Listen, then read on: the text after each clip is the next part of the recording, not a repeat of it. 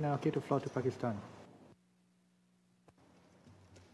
Thank you, Chair. We thank the Special Rapporteur on Torture, Dr. Alice Gills Edward, for her sobering report. We share her deep concern over the alarming rise in torture and other cruel, inhuman, and degrading treatment, particularly in situations of armed conflict and occupation.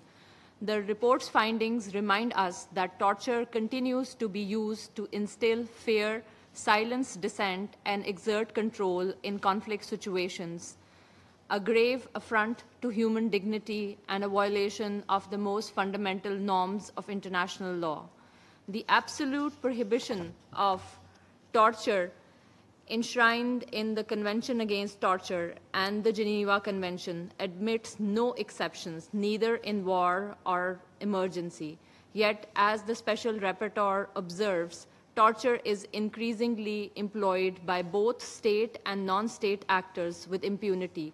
These trends demand not only condemnation but concrete action, effective prevention mechanisms, independent oversight, and credible accountability for perpetrators.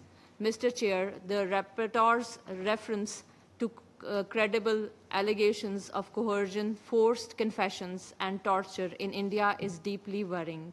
These findings mirror the persistent pattern of abuse in Indian-occupied Jammu and Kashmir, where political activists, human rights defenders, journalists, and ordinary citizens, including women and children, face arbitrary detention, sexual torture, custodial torture, and collective punishments.